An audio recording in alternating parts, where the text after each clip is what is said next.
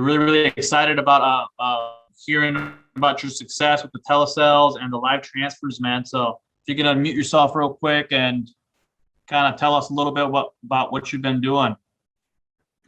Yeah, can you guys hear me okay? Yep, loud and clear. All right, I'm going to try to share my screen. I'm not sure if you're able to allow me to do that.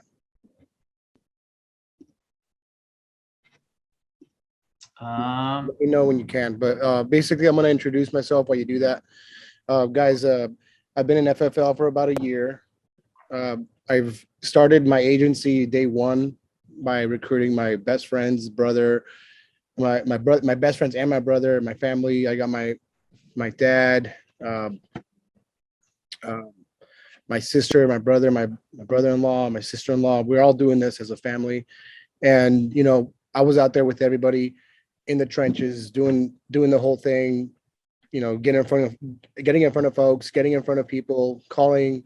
I've been on a lot of Gage's dialed teams. In fact, Gage is one of the reasons why I'm so good at dialing is because I've always dialed in how he dials and everything. So props to Gage and you guys' team there.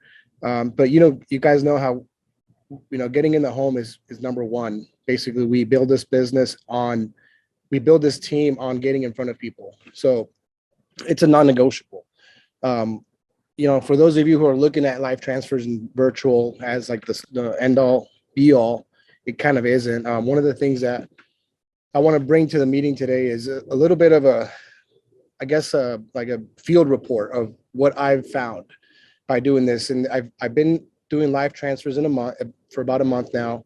I'm just barely going over a few of the policies that I've written, and luckily I've only had about 10% chargeback.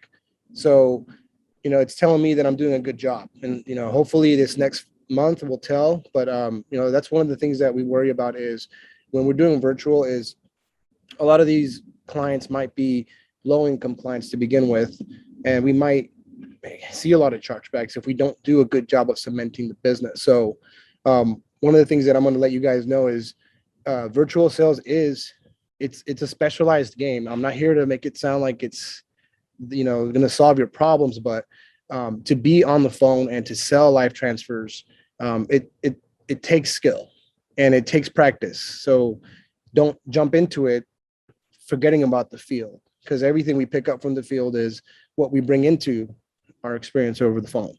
So and that's one of the things that I'm learning right now. I'm training a lot of people who are just reaching out to me, and they're kind of letting me know how they're doing and what's, you know, kind of best practices. So if you guys have notes, I'm going to throw out a few keywords, a few things that I say to cement business and to introduce myself. So there's really no structure in how I'm going to do it, but I just wanted to let you guys know that, you know, don't expect to be successful. You can have a completely different story if you focus hardcore on getting really good at cementing business and getting calls to close. Because, I mean, at the end of the day, you're going to get transfers.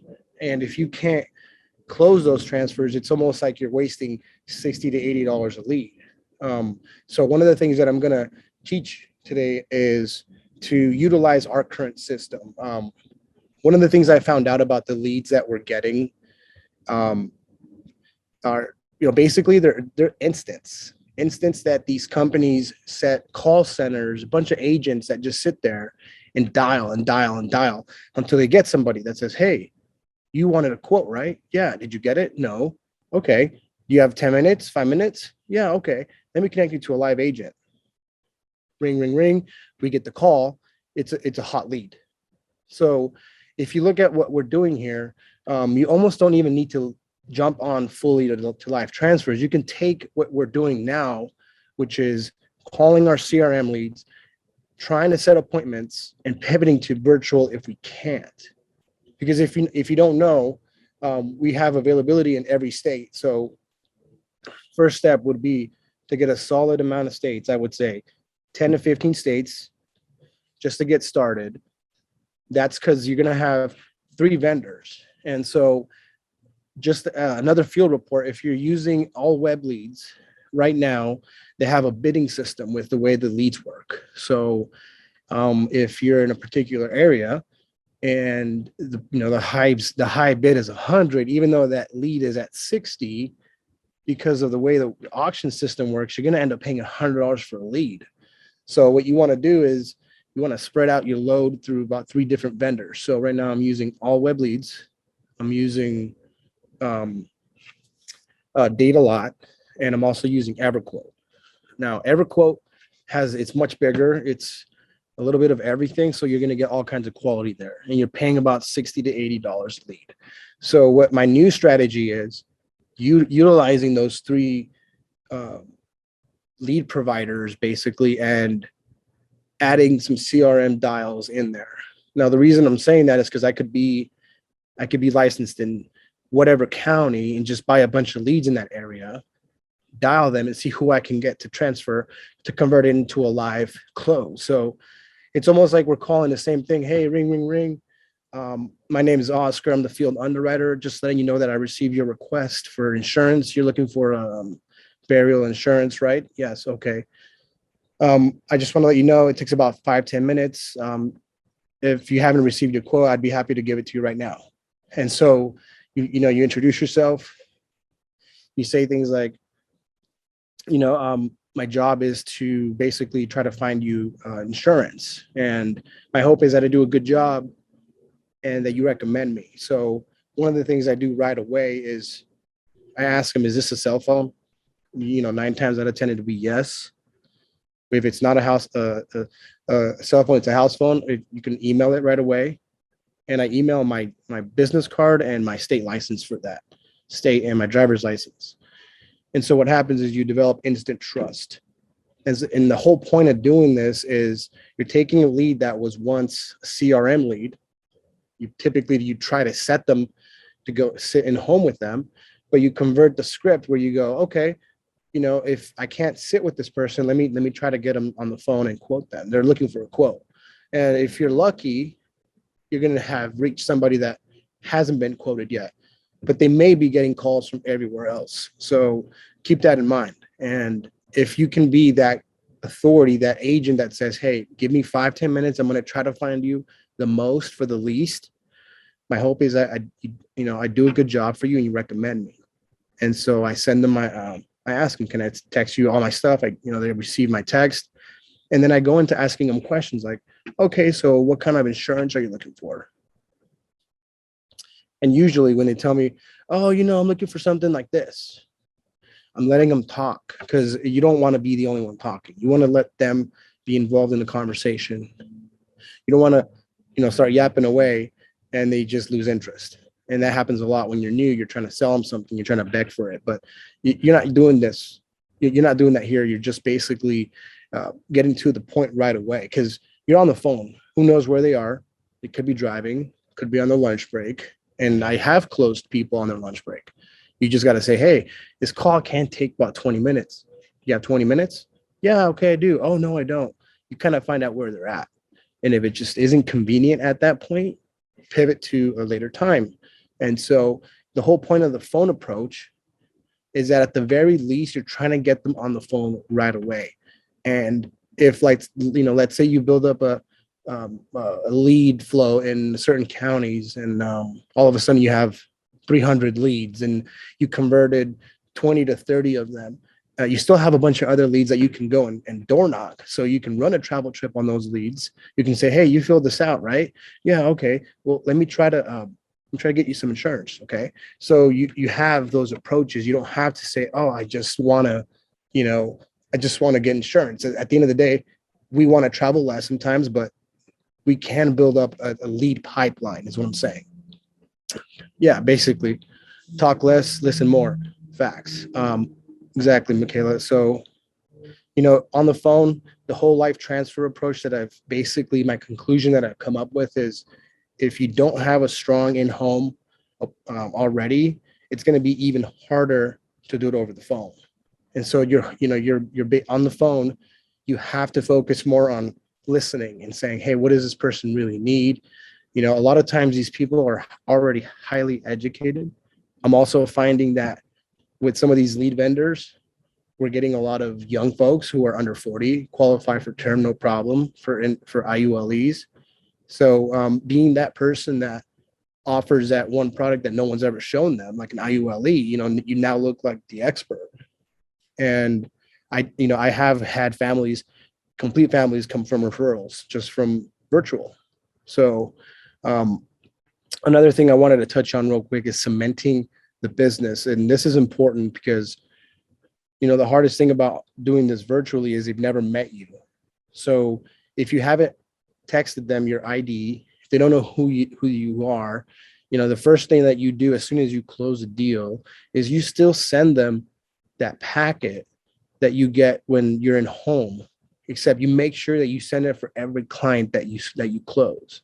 Now, one of the approaches that I use, I'm not sure if I can share the screen right now. It says I can't share it while you're sharing it, but I wanted to kind of show you how the approach is online.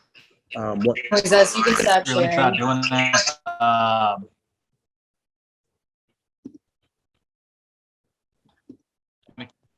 Kayla, can you Okay, yeah, here we go. I got it. Okay, can you guys see the screen here? Yeah, we can see it. are you sure? Okay, Yep. cool. There you go. All right, cool. You guys see on the left side, I have this insurancetoolkits.com. Sure. Yeah, we see it. Okay, cool. Okay, yeah. So, one of the things I wanted to touch on while if you're deciding to do this live transfer thing, you have to be quite agile on your computer skills. You basically have to be able to manage multiple screens at the same time. As you can see here, I have a term tab that I manage up here. I have a FEX, final expense. Okay.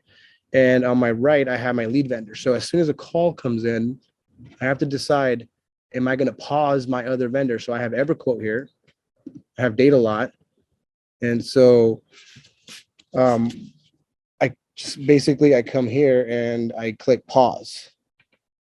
And what this does is it pauses. I have to do that right as I'm getting a call. So, you have to be quick because you're getting a call.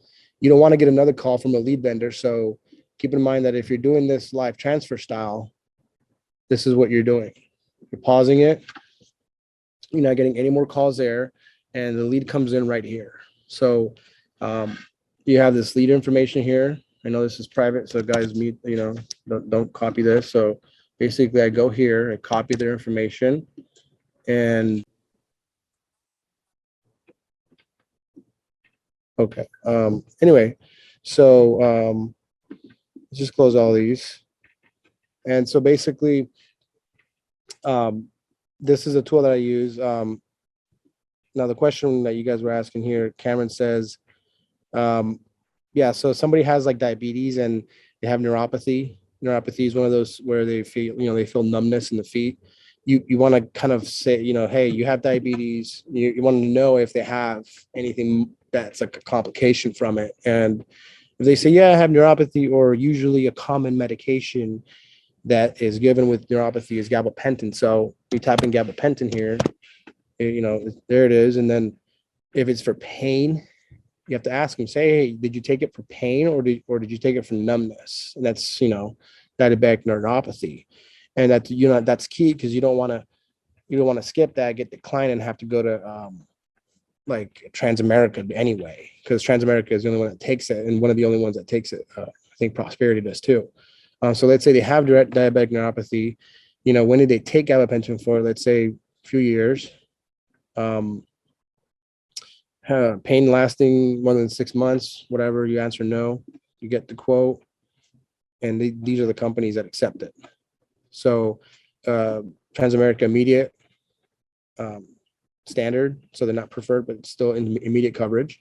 And everybody else is graded. So you might as well just write AIG at that point or modified or whatever. But this is kind of the tool that I use to kind of get down to it. Now, definitely it doesn't mean they'll get approved, because now what I do is I say, hey, is there anything else that you can think of that you were given, like any diet, any depression meds, any anxiety meds, anything like that? That's usually when I try to get it here. But what can happen is that there is MIB history that shows something else, and they get declined. Now you have to, it turns out they have congestive heart failure and they never told you. You know, some of these companies, like for example, will go through a little underwriting refuting screen for someone that has a lot of meds, and they'll say, hey, did they take this for that? And then that's a whole nother way to get them approved, because some of these carriers will just automatically cancel them or decline them when lets you refute it and say, no, they're not taking gabapentin for neuropathy. They have pain. So you can just, exit it. And then diabetes, other things, anything like that, like high blood pressure is a very common one. So you want to do a high blood pressure here. You have controlled. Usually everyone has controlled. I don't mess with these dates. It's current. And that shows up like that. All the carriers that take high blood pressure, pretty much everybody. So does that kind of answer any questions on that? Okay, so Michaela, great question. What is my intro? So real quick, I'm gonna do it just because you guys are on the phone with me. I say things like, hi, my name's Oscar. Where are you located at? Okay, North Carolina. Great. How's the weather over there? Amazing. Okay, awesome. Well, my name's Oscar. I work as an underwriter for a brokerage, Family First Life. My job is to find folks insurance.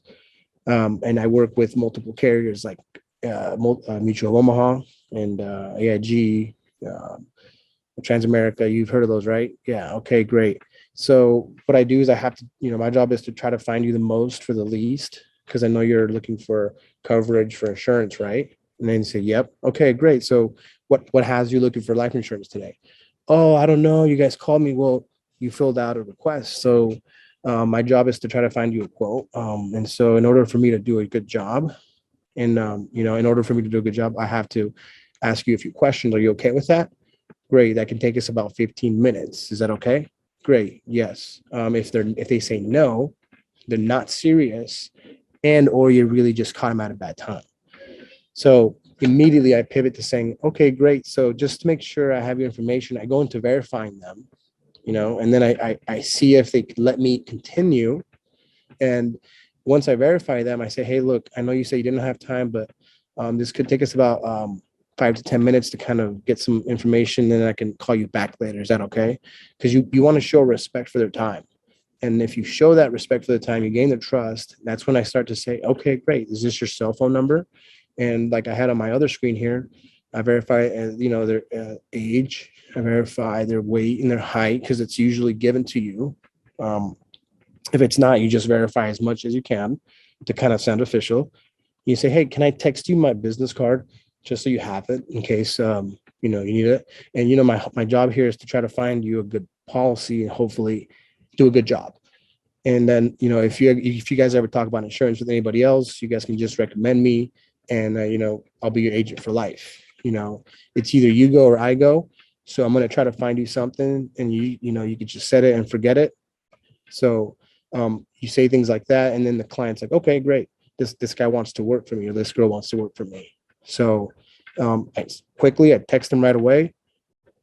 And right there, I say, okay, it's been about 1.5 to 2 minutes by that time. If they're on the phone with you still, they're ready. They're pretty much ready for the quote. So, that's the thing. The whole illusion is that we're quoters, but we're not. You don't want to be the quoter and just start spitting out quotes. Well, 50 is this, 50 is that. You want to kind of gather as much information as you can, because the more you gather, the more they're willing to give. And the more they're willing to give is how you're gauging whether or not that client is serious or not. And right away I ask them, okay, who's the beneficiary? Oh, my wife. Oh, okay. What about the kids? Oh, I don't have kids. Or yeah, I have 3 kids. Okay, great. So is it okay if I set her as the primary and your kids as contingents? Yeah. Okay, great. You kind of just assuming they're getting the policy. All right. So let me ask you about your health. Do you take any medications? Great. And then that's when you go through this underwriting part, and you're taking notes over here on the other side, so that you make sure this tool here. I know I'm going fast, so you guys slow me down if you have to, but allows you to save the profile. So you can save it as a file and then change the file name to them, so you can later bring it back up if you need to. And then you can just load it and save it. Otherwise, I would take notes on the right side with your notes so you can bring it up anywhere you go. And that's where I'm using this tool here for that. So once I'm in that part, asking them about the medications, that's when I'm really finding out if they're serious, because they're being open with me. They're telling me about their life story. And so far, about 5 minutes have gone by, and we're just a little bit closer to that quote, because they've been through it already. They've filled out multiple things. And that's kind of how you ended up on the call with them, because they really are looking for quotes. But, typically our approach is to get in the home. And if trying to get in the home doesn't work, then we can take it virtually. And this is what we're doing, is we're gathering as much info to say, okay, this is what I think. You said that you're on Social Security. You said that you can only afford $100 a month. And so, you do your $100 thing over here. Okay, great. So based on that, I have 3 different options. We can do a high burial coverage at around 35K, or we can do a lower burial for around 20K, and then just a cremation for around 10K. So you want to give them those options, and you want to say, look, right now it's a tie between my top companies. I have Americo, I have CVS, and then you kind of let them know that these are the options. Make them feel like get them involved a little bit, right? Have you ever turned a live into a Zoom or a home? No, I've done about 50 telesales or 50 life transfers and so far, and I've never done one Zoom, and I've always offered it. I've always, if I feel like they're not being cooperative with me, I offer this, hey, look, I sent you my ID, but if you want, we can do a Zoom. So utilizing the Zoom part is crucial if you're like noticing they're not serious, or they're just like, oh, if it's a 2-legged appointment, like it's a husband and wife, you almost always want to reschedule to try to get the husband and wife, unless, they're like, no, get me insurance now. Because you will have people that will be like, they'll just hand over everything right away. They like the quote. So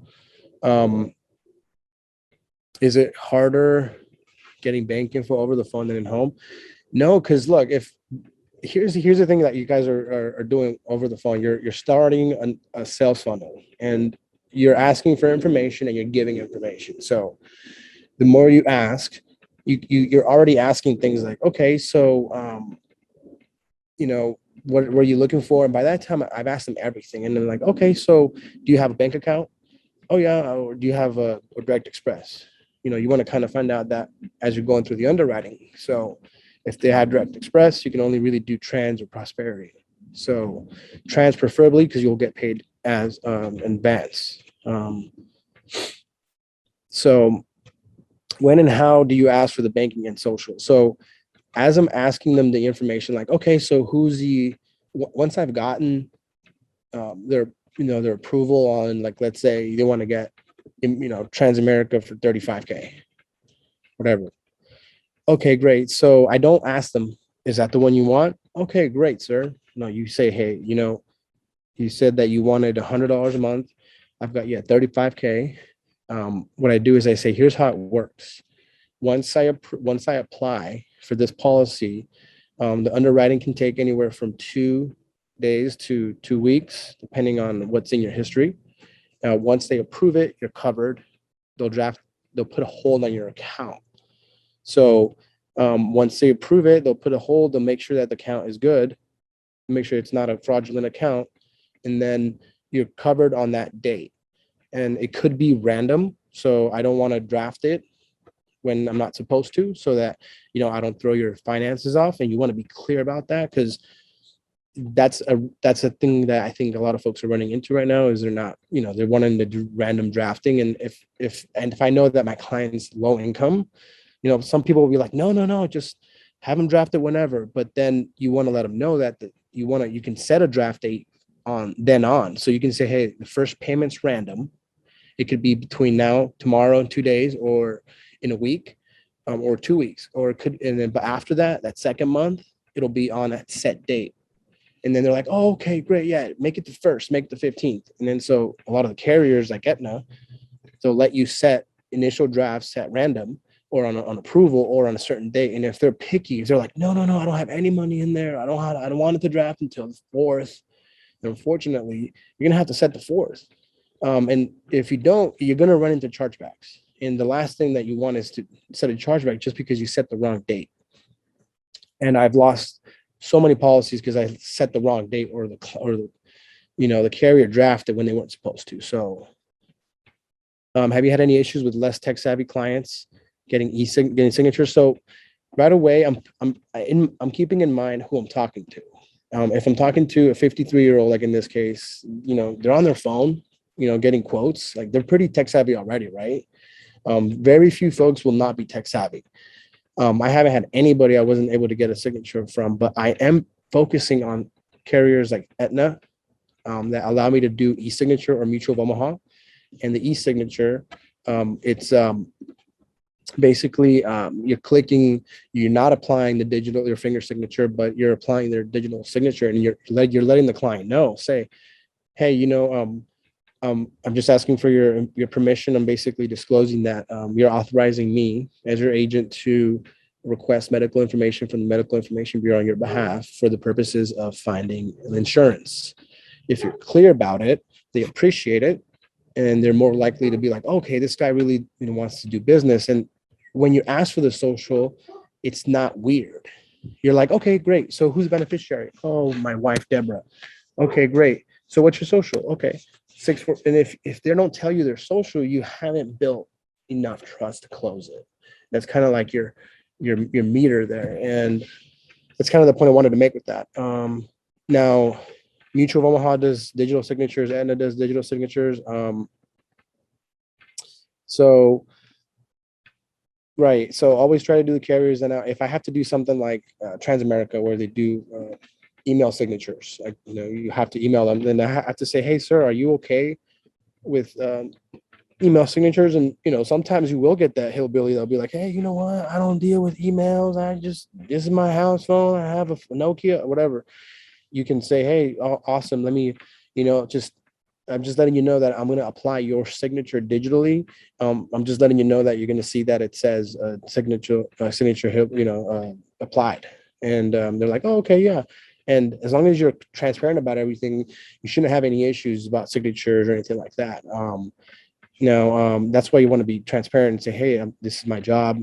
Really, it's just to submit an accurate application.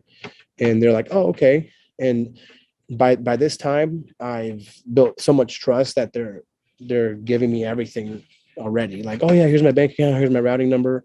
So it's never weird. If you make it weird, it will be weird. That's basically the bottom line with asking for information.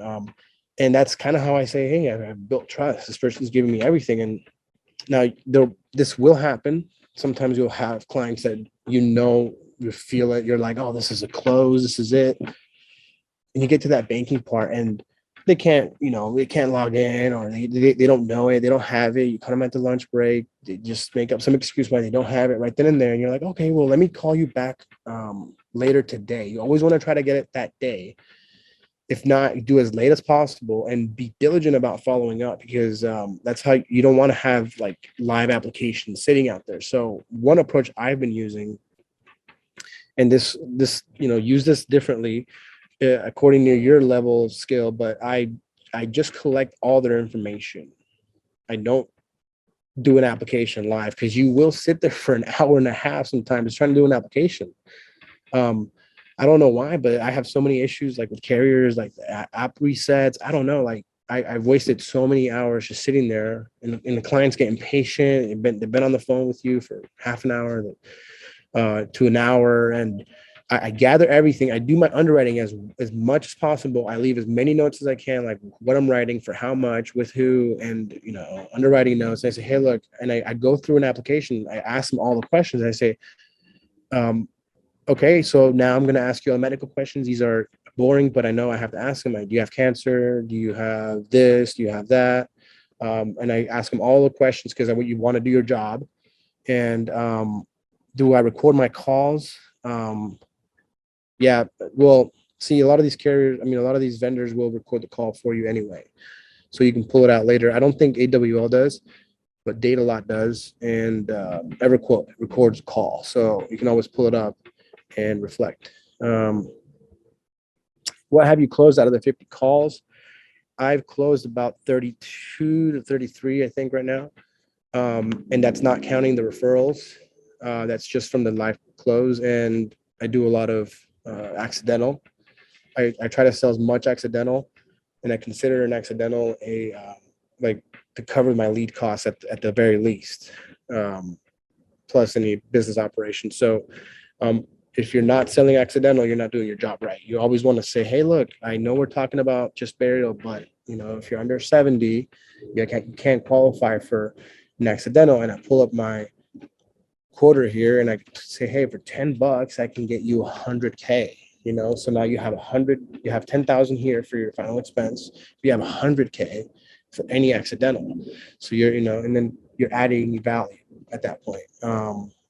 And yeah, any questions right now where I'm at? Is this enough information for you guys? Am I going too fast, too slow? Hey, Oscar, real quick. So are you only working with the vendors that because I understand with all web leads, they basically just whatever you get, you got to pay for, right? There's no 60 or 120-second window, or, how are you getting that info out right away with those, I guess? If they don't let with any of the vendors, if they don't let you quote them, if you don't want to get to the part where you're letting them quote, where they're letting you quote, I ask for a refund, and they know that sometimes some calls can be pretty crappy. So I'm always returning calls, and I'm always trying to get money back. So I fight the vendors for it because they're $70-$80 a piece. So with EverQuote, a lot of the calls come in and looking to pay their bill. EverQuote lets you talk for 2 minutes. Anything under 2 minutes, if the call is lost or whatever, they hang up, it doesn't bill you. But a lot of these vendors will bill you, and you have to return the call. So that's that. And with those, so let's see, will there be a copy of this call? Can we? Yeah. Will there be? Because I need a copy of this too. So do you just hang up on them when you're hey, this is a tire kicker? You just hang up the phone and that's it? Yeah, I'm looking to pay my bill. Is this National Life? Oh, nope, bye. And then you won't get billed. AWL has no window. It has a 30-second window, but they usually bill you anyway. So you want to be sure that you can at least get in contact with that client. And see, that's why we're doing this shift right now, guys. I don't want you guys to depend on these vendors to be able to get somebody on the phone and close it. If you got any of these vendors here, we have access to the CRM. We're buying instance. Why pay $60 when you can pay $11? Dial as many as you can and try to say, hey, look, I know you were looking for a quote. I can do it right now. You got 5 minutes? Okay, great, cool. If not, then you say, hey, let me schedule a call I'll call you later today. Are you around your wife? Okay, great. And if you go more than 48 hours, you have a chance of losing them. So, the fact that you're transparent, and once I do set an appointment for later, I make sure that I don't say it's an appointment. I just say, hey, I'm calling you back, but let me text you my business card and my info. And they're like, okay, great. And they appreciate it. And they're like, I ask them, hey, just reply back. You make sure you got it. And then, the least you can do is follow up with them. And a lot of times you will get that close, because the last thing you want is to sit there for 5 minutes, 10 minutes, and I got to go, bye. You will lose that call. You will lose them anyway. You won't be able to call them back. You have, the thing that's happening now too is, now that we're doing live transfers and virtual, you have a lot, how you have these leads that you're always constantly sort of following up with. You have a lot more of those, but they're more qualified. They're more willing to buy. I've had folks that I talked to about 2-3 weeks ago that I've been bugging every other day. I'm calling them, hey, you said you wanted it. All I need is a banking info. I have everything except the banking info. And then randomly they'll text you and just, oh, boom, have it come out on this date, and then send me all the signatures, and great, here you go. And then it's done. So I've had that happen a lot too. Yep. Instant live transfers. That's a big thing right now, guys.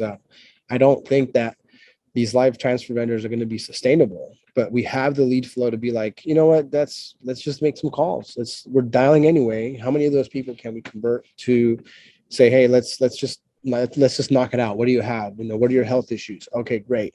And you can be very direct over the phone. You can't assume they just want to get it. You can't assume that after you told them that $100 will get you 34K, 35K, you can be like, hey, let's set it up. Which day do you want it to come out, on the 3rd or the 15th? Oh, on the 15th. You don't wait for them. You say, hey, let's just set it up. And you have to be assumptive over the phone. And you want to say, hey, look, I normally go into the home, but I've got virtual abilities now. I can talk to you over the phone. I don't need to be in front of you. But normally some folks might come to your door, knock and say, hey, what do you have? And then if they, these plans that I'm setting up for you, it's just like those are better because these come with these benefits. And then I go into the product. Oh no, you get terminal illness rider, you get accidental if you get this. And now you're that agent. And I've had people call me, and it's funny because I had a client who I wrote out in Florida who had an FFL agent reach out to them, right? Because I'm pretty sure they're down in the same leads. And the agent comes over, and the client actually calls me and says, hey, Oscar, this guy is trying to get me this policy. Should I get it? And I'm like, actually, no, because you don't need to wait 2 years for coverage.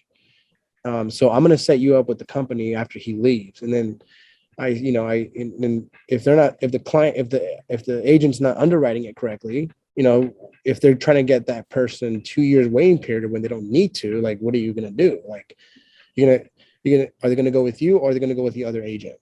Are you doing a better job of underwriting them, or are they doing a better job of underwriting them? So that's really where you set yourself apart. And, if you want to be nice, you can say, hey, yeah, just, what's your tie down?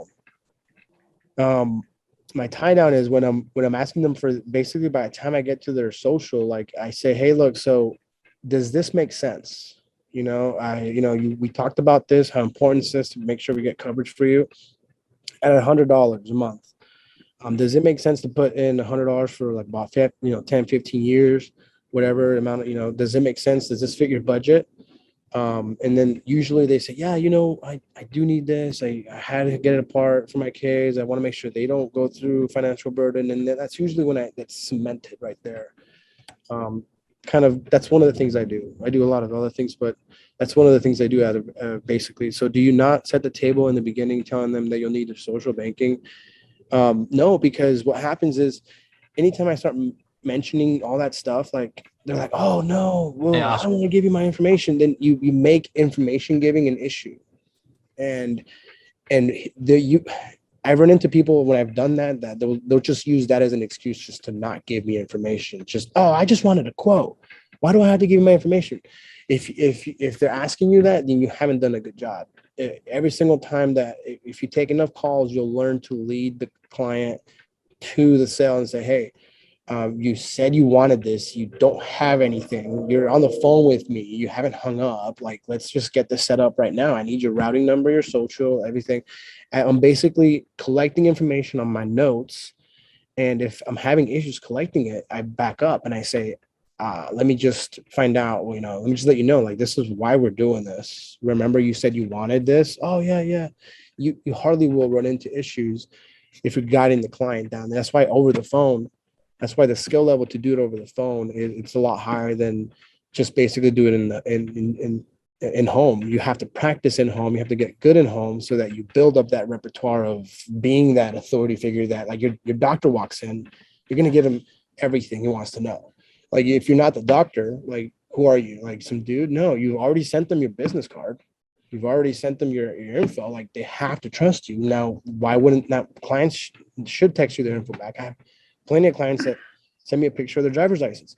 Oh, great. And then, and I use that as a test of the trust. I say, hey, can you send me a picture of your driver's license? Oh, yeah. Oh, no, I don't do that. Well, here's my driver's license.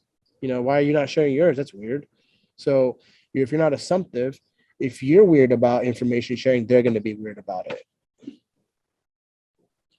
You have to keep the interest on the live transfers. That's why. Yeah. Okay. Just see here. Could you do a quick 5-minute start to finish of your process and steps? Man, that's a quick sum up. Let me try it. I mean, okay, great. So the call comes in, you're switching back and forth to the vendors. You're pausing everything quickly. You're bringing up your client information here. and you're copying it all over into the notepad. So we'll see the client's information here. I'll copy it over, and I'll start asking them questions. And if you're not asking them questions, you're not engaging them, they're not talking to you, they're going to hang up. They're bored. Like, it's just some dude talking. Hey, welcome. Just want to say thank you for your time. I know you're busy. I just want to let you know that it's important for insurance, that we look for insurance for our family, and this call can take 10 to 15 minutes. Are you okay with that? Great. Can we proceed? Yes. Okay. So my name is Oscar. I'm a local underwriter here in the state of Nevada, but I do work with folks all over the country. And just let you know, my objective is to find you the most coverage for the least, and hopefully I do a good job and you recommend me. So I'm going to send you my business card and my driver's license. Is this your cell phone number? Yes. Okay, great. All right. Before we continue, do I have your birthday correct? 6/10/1968. Okay. How tall are you? Okay. Do you smoke? No. Okay. So if you didn't know, I'm not sure. Have you been looking for insurance for a while? Yes. Okay. No. Or, that's kind of where you find out where they're at. And you say, okay, so what kind of insurance are you looking for?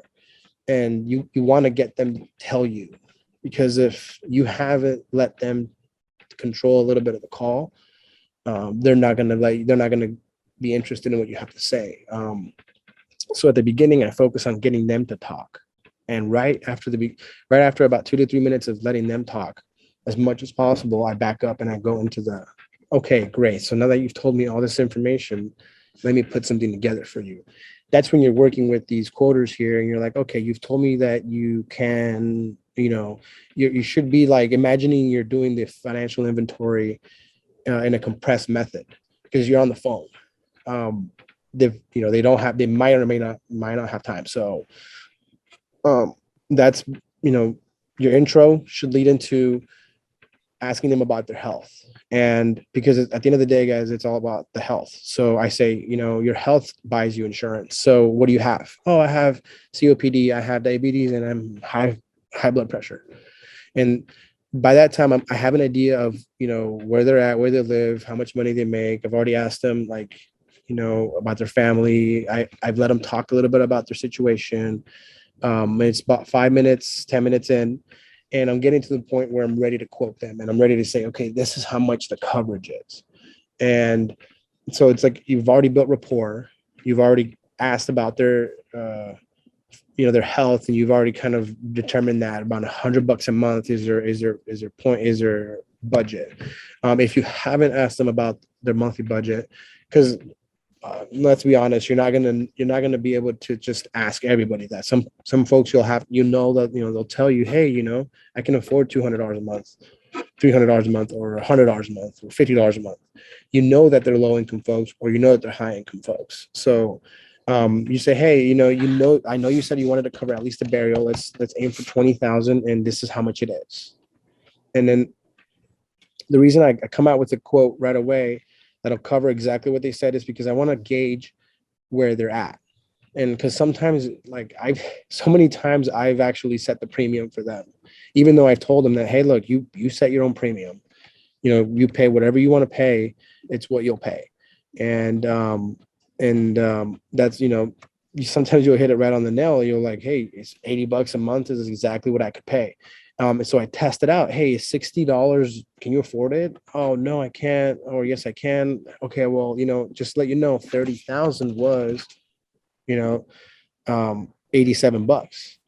Oh yeah, well, let's do 30,000 or let's do 20,000. And so you're kind of playing with the numbers by then. If they've told you their amount that they're willing to pay, if they've agreed on what they're willing to get, you're basically trial closed them about 3 times already throughout the call. And that's what you can do over the phone is trial close them, because you're either going to get through the entire application information, like their social, and you'll get to the end and you'll have no banking info. That's when you're like, oh crap, and then they're like, oh, call me later. And I've had so many folks that just, I never get on the phone ever. I have everything. I have their social, their beneficiaries. Like I've set up the whole application is just waiting for banking, and they weren't really serious to begin with. And and I'm texting those folks, hey, are you, did you change your mind? What happened? Some of them will be like, oh, I found somebody already, and you'll discard that lead. But just like anything, you're building a pipeline. So that's kind of what this is all about. Now, once I've gotten their information, I just say, hey, so this will draft from this account, like how I explain you guys to explain the billing. And then I say, what's your, do you want it to come out of a checking or savings? Oh, checking. Okay, so I'll need the routing number. Oh, I don't know the routing number. Great, I'll look it up. What's your account number? And then if that's usually the close, is they're just giving you their account number. That's the close. Like, okay, great. So and then once I'm done, I let them know that they'll be getting everything in the mail, and also to their email. And I let them know that what we've done, we've picked $30,000 for $88 a month. And I ask them, does it make sense what we're doing? Are does this amount fit your budget? Oh yeah, okay, great, sir. So you'll get a summary letter from me, and you'll get a policy in the mail from the carrier. And if you're not doing this, you're not cementing the business, because you could be just somebody who they talk to one day, some weird dude on the phone, and some agent comes in and offers them all this like tangible paperwork. You're going to be the second agent, the odd agent out, and they might undercut you for $10. And that's what crazy thing. So make sure that you're doing a good job of cementing your business, letting them know what you're doing for them. And that's usually when I say, hey, did I do a good job? I ask them at the very end, did I do a good job for you? Yes. And you'll get a yes always, usually. Oh yeah, you did great. Thanks. You were amazing. You were fast. You were, you got to the point.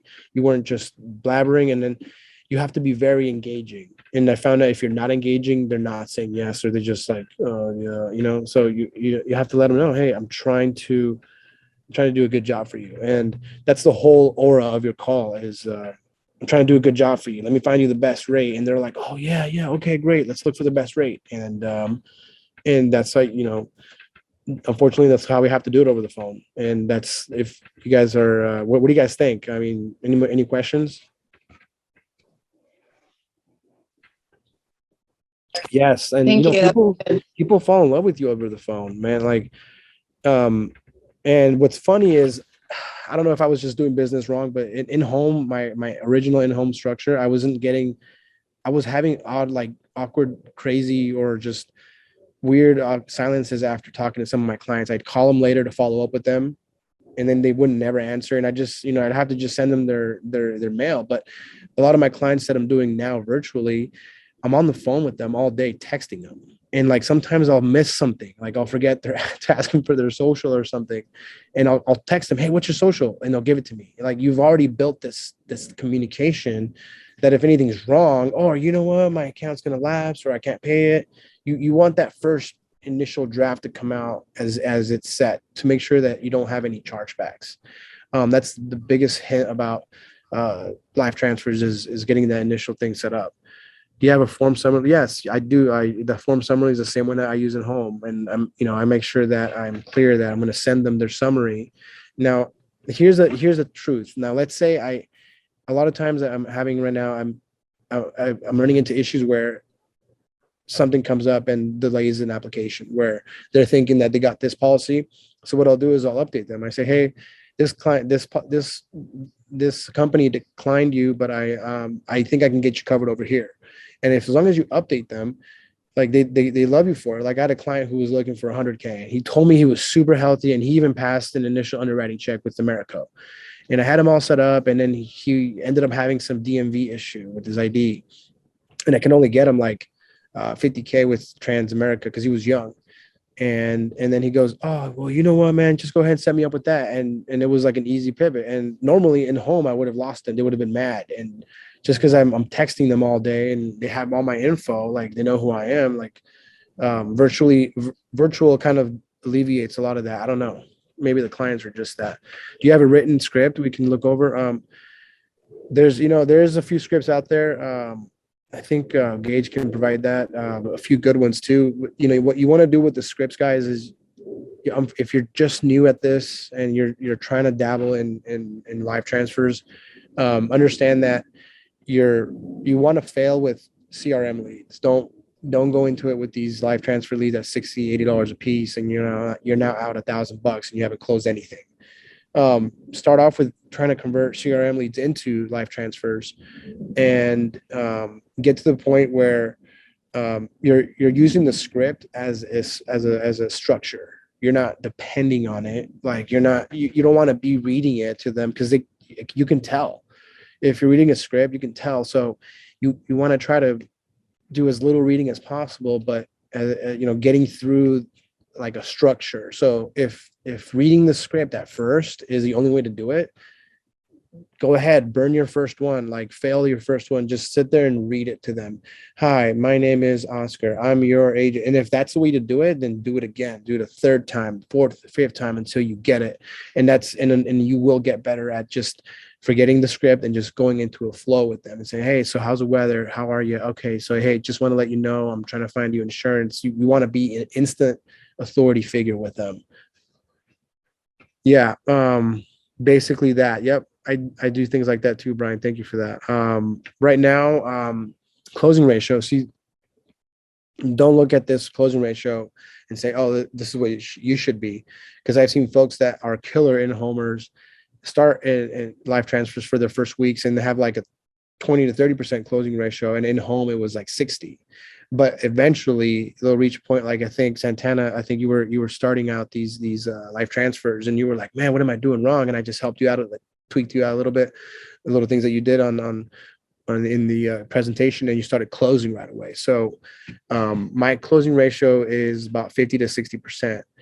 And that's just over the phone instantly. That doesn't count follow-ups and referrals. And I do a diligent referral process. I follow up with them.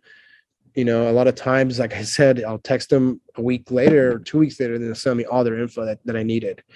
Just randomly, I'll like get a text at 2 a.m, like, here's my bank info, my driver's license, set it up. I want 50,000 for my kids. I'm like, okay, great. And yeah, that's how you'll do it. But you can expect anywhere from a 20 to 60% closing ratio for opportunity. Yeah. Hey, Oscar. So you're Pacific time, right? You're in Vegas? Yeah. Cool. So are you getting up super early and turning them on in the morning and then doing the East Coast? I get up at 5, and I try to be up at least by 6 at the latest to be on the phones by 7. Because you will get what I do is I got licensed in all the states that touch the ocean. So that's where the large majority of the population is. And so a lot of those East Coasters are up at 5 a.m. our time. So if you're not up with them, they're getting called. Someone else is getting the call. Someone else is closing them. And you have to wake up early, and don't pay $100 for a lead on these vendors. Like, if you want to start off small, dabbling in it, buy these CRM leads, and then every now and then, like, take a call off these vendors. Like, do a hybrid system. Don't just depend on these vendors. Is basically the best hint I can give you guys, because it will get expensive if you're not willing to burn $1,000 to $2,000 on live transfer leads to get good. It's not going to work. If you burn more than 2,000, you haven't closed you're doing something wrong, and you have to back up, look for more training, call me, reach out to me, whatever you guys need to do, just get some help, because it's worth it. I've found that this last month I've done no in-home, I've done all virtual, and I've submitted way more than I ever have. I have way more applications, I have way more clients, and I'm always busy. So I'll take calls all day. At the end of the night, I'll submit applications, and I'm sending emails, and I'm selling IOLs. So I have to send a signature with the IOL. So I let them know, hey, you're going to get an email. And I make sure that at the end of that day, I get that email back, or else you won't get paid on the IOL until they sign that. And you have to be on top of that. Any questions? And are you taking oh, go ahead. Oh, my bad. And this is a little off topic, but you might know, since you said you're licensed in states that are bordering the water. I know specifically Washington is in dire need of looking for long-term care policies. I'm getting a lot of calls on my transfers are looking for IULs with the long-term care rider on there. Do you have any suggestions on what may be beneficial to that, or have you ran into that? Yeah. So unfortunately, any rider, long-term care rider that we offer is not a qualified long-term care. So folks that are in Washington are going to get taxed. Everybody's going to get taxed like 58 cents to basically have to provide long-term care for folks. And the only way to opt out is to get long-term care, provide proof, and you won't get taxed on it. And so unfortunately, these carriers are dropping their long-term care riders off of their policy. So they actually have what's going on in Washington is that they're selling life insurance policies only in like companies only in Washington with like a bundled in long-term care rider. And I don't think any of our carriers that specifically do that. I've looked into that myself, and I did lose somebody because he ended up bundling somewhere else. But I learned from that, and so that's only in Washington though. Yeah. No, I know that's off topic a little bit. I did hear from the AMS team that Global Atlantic does do that. I just wasn't sure. Maybe you had a little more knowledge on that. But Okay. Yeah, I'm not appointed with them right now actually, but they might have that one long-term care rider. But even then, I believe you have to go through some certification courses with the carrier to offer those long-term care riders or long-term care products. No worries. Sorry, I didn't want to go off topic, but I just needed to ask that. Thank you. No, you're good, man. Thank you. Excuse me. Go ahead, guys. Any more questions? Feel free to unmute, guys. Yeah, I feel like I've kind of like zoomed right through it on Zoom. So I know that there's a lot of questions on like the process. I just want you guys to know that best way to get good at live transfers or anything telesales is to just do it. And if you're, running into a brick wall, then reach out, get help. There's a lot of help out there, and I'm happy to help too. But you'll find that people that are coming in from the vendors, a lot of them are ready to buy. So just like going in home, 25% of those in home deals that you close are lay downs, or people that are just, they have a check on their forehead and they're like, hey, give me my insurance. You're trying to capture them over the phone before a live agent comes over. And you have to be clear that you're just like those live agents, except you did it over the phone. You don't have to do any exams. So if anybody comes over, have them talk to you first before they tell you anything about a policy, because it has to match exactly or beat what you currently have. And so that's that way they end up defending you in front of somebody else. Anyway, yeah. Oscar, so I've been messing around with that toolkit for the last few days. Have you noticed that what have you been writing as far as carriers? Have you been doing a lot more Transamerica and Aetna and stuff, or? Well, I'm getting folks from all over the country. I'm getting folks on Social Security, disability, and the last thing you want to do is say, "Hey, open up a Chime." Like if they haven't I did that a lot in home because I was able to help them through the process. We're not supposed to be recommending people to open up bank accounts. That's against the law, actually. So, like, if you can suggest it. Hey, my suggestion as a friend would be to look into a virtual bank, but you can't say, hey, you say you only have Direct Express. Let me just open up a bank account for you. You can't do that. I found out the hard way. So you have to, if they only have Social Security disability, you're going to have to go with Transamerica, because Prosperity, even though they take SSI Direct Express, they only pay you month by month as earned, and Trans will advance. And I think Trans has joined the bonus bandwagon, so we'll be also bonusing out from them.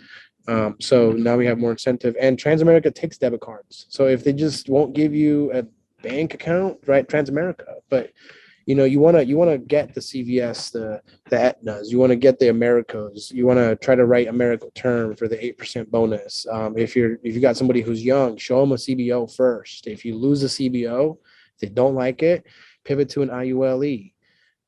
If you pivot to an IULE, you might want to get a little bit more knowledgeable about them, but that's a whole nother Zoom call. But that's what I do. And If you can close in America over the phone, you just send them emails to get their signature, and that's it. I usually, for the HIPAA check, I ask them, I say, hey, do you authorize me to apply your digital signature? And so I write their name in there and I say, hey, look, I'm going to send you the verification email, but I just want you to know that any information we discuss is private and I'm only using it for the purposes of finding you insurance. And once you sound like you're trying to protect them, they're like, oh, okay, this guy's legit and he wants to be an agent. And that's how the call should be going.